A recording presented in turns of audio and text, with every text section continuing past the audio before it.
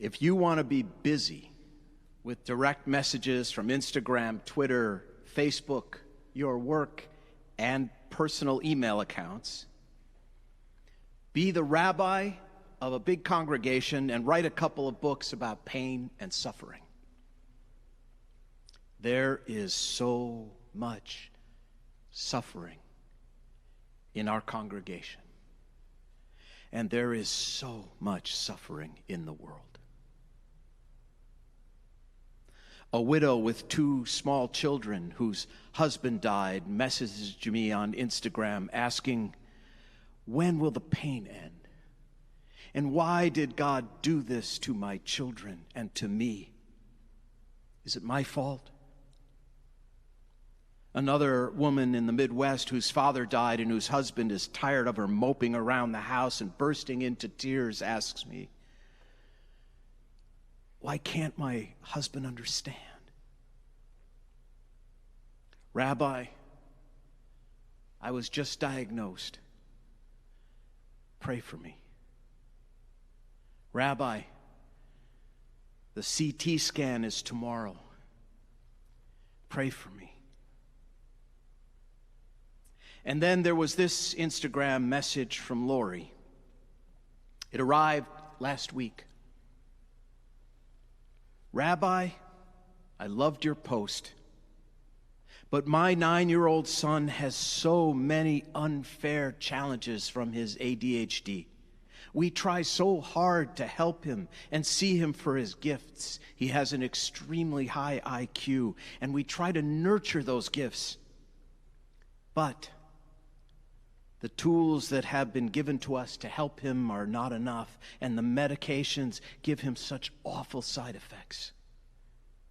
I find myself angry at God now before the high holy days. How can God make life so hard for a child? A child. Everyone recognizes physical challenges in children, illnesses and other obvious ailments, but a child with behavioral challenges is so stigmatized in our modern Orthodox community. I understand how God can challenge me, but it is breaking my heart as I head into the Yamim Noraim and my child continues to suffer.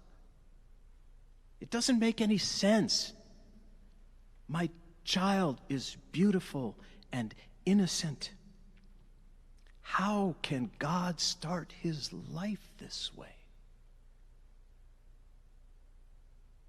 I told Lori I would write to her after the high holy days. But I have decided instead to answer her now.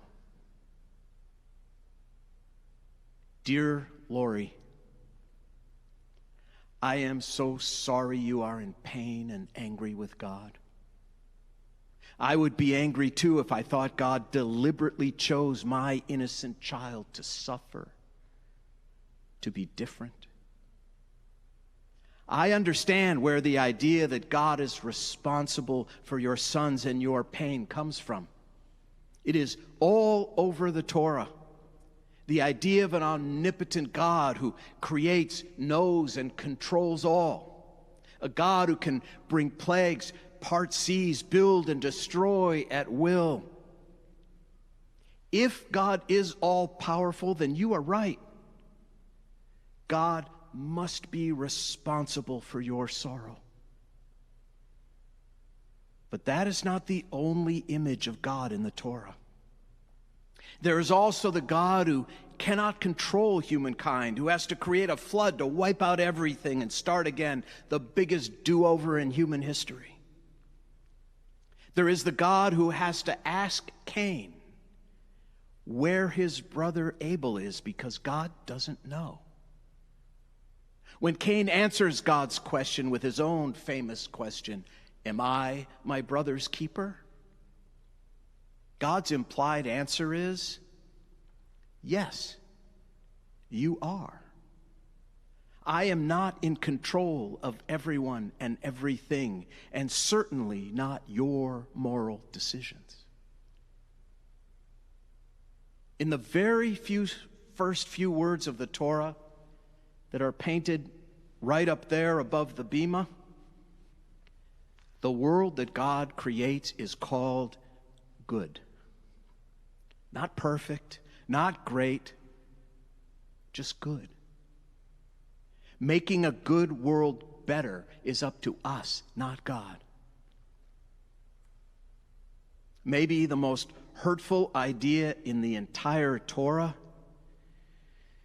is that there really is no unfairness in the world. There is only punishment for sin.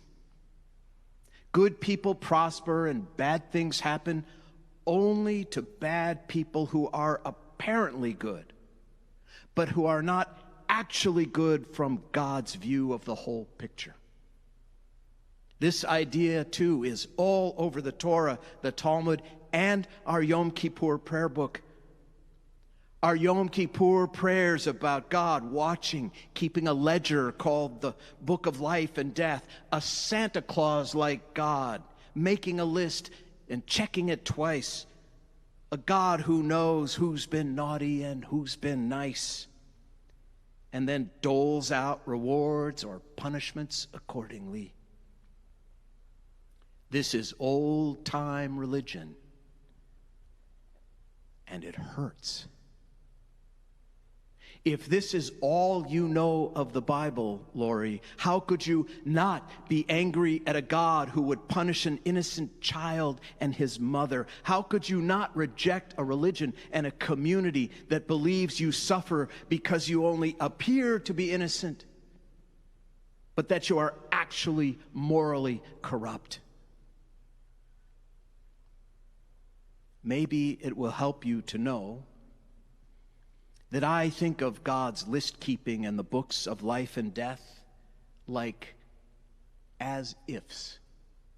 In other words, not literally true, but meant so that we live as if they are true, as if there is a God who holds us morally accountable for our decisions.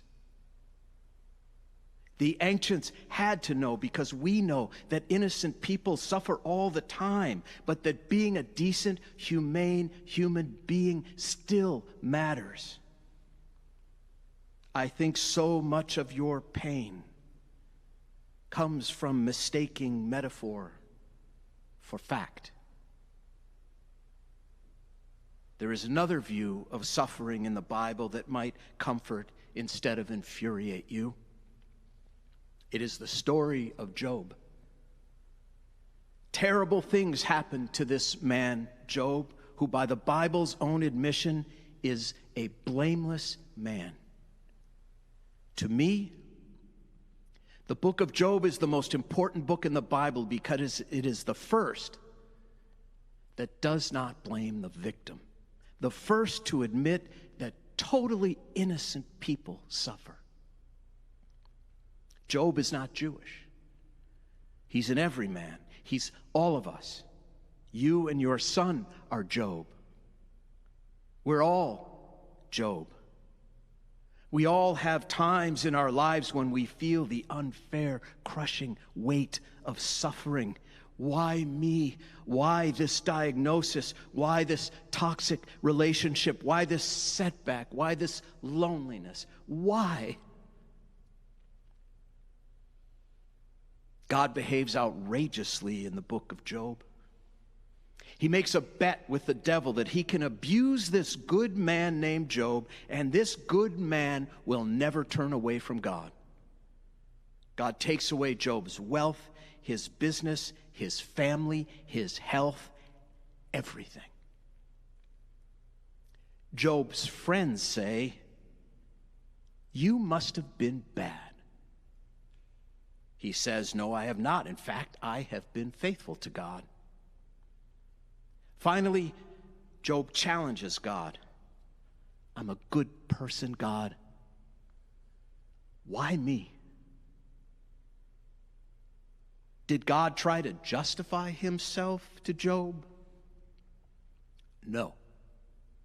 Instead, God says, "Are you big? I am. Can you keep the ocean waves within the shore?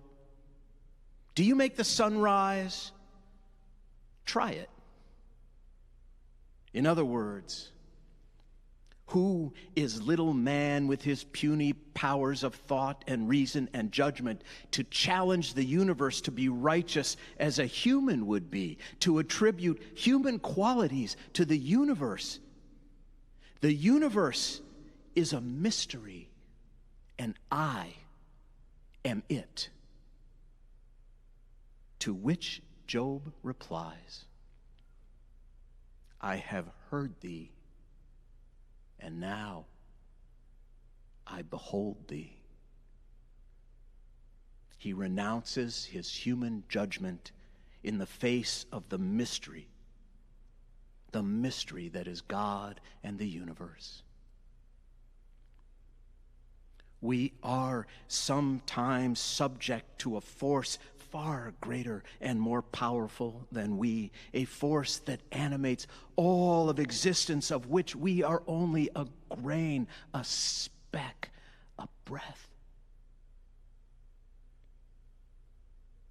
I want to tell you one of my favorite old stories that I hope really touches your heart. It's about an illiterate shepherd boy who entered the synagogue of the Baal Shem Tov, the founder of Hasidism, on Yom Kippur. He didn't know the prayers, so he starts to whistle like he did out in the fields, the one thing he knows he can do beautifully. His whistling is his gift to God. The other worshipers are horrified and they want to throw the boy out. But the Baal Shem Tov stops them and says, until now I could feel our prayers being blocked as they tried to reach the heavenly court.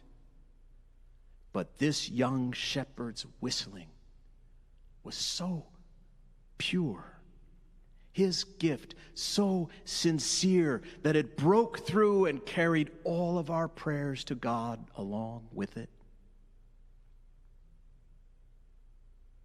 None of us can fully know God's ways, but I do know this.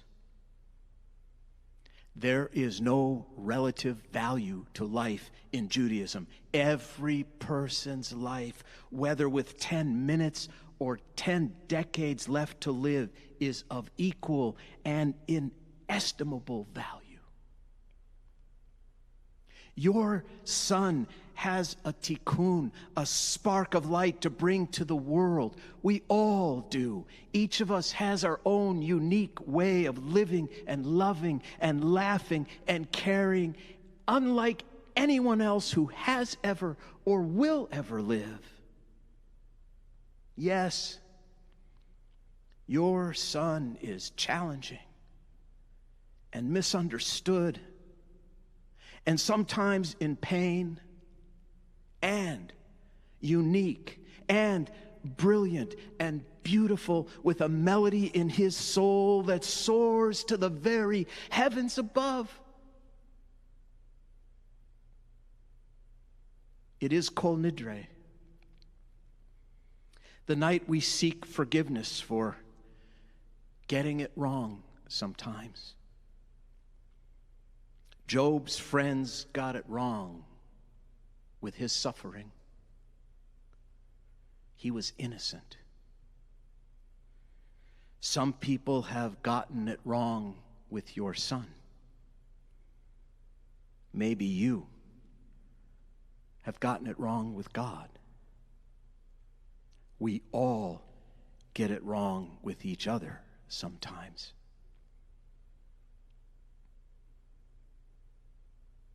I lit a yahrzeit candle last night for my father.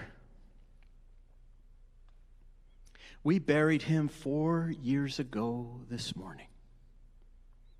A few hours later, we went to shul for Kol Nidrei. Jewish law left us no room for Shiva.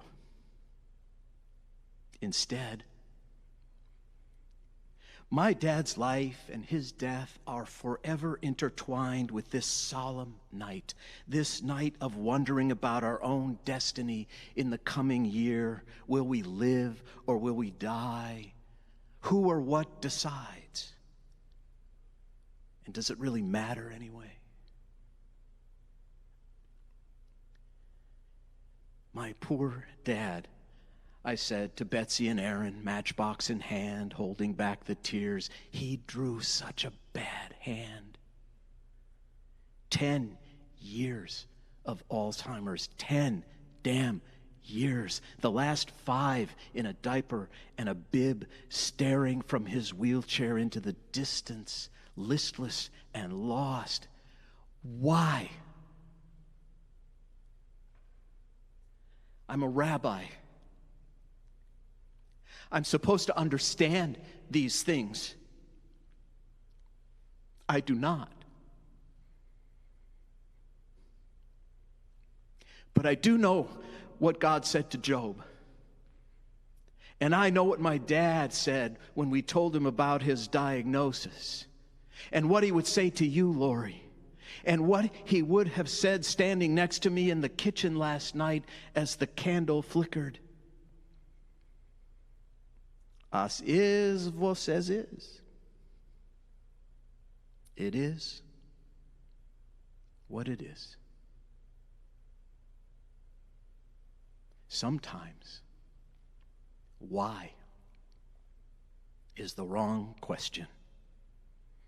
A cul-de-sac where we go around and around and around, but can never leave. The older I get, Lori, the more suffering I see and endure. The more I realize that we really are only human. Our vision limited, our understanding incomplete. Betsy, Aaron, and I put our arms around each other. We each shared a memory. I miss him so much. I do not understand why he had to suffer, and I never will. I am, after all. We all are, after all, only human. It is what it is. Yet, in the candle's gentle light, I summon my faith and say Kaddish. Yehe shalom rabba min shemaya. A great peace descends upon me, affirming that even darkness in its own mysterious way, reveals the beauty of life itself. This comforted Job. This comforts me. I hope it comforts you. Love and Lashana Tova, Lori,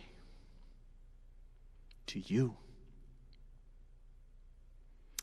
and to your beautiful,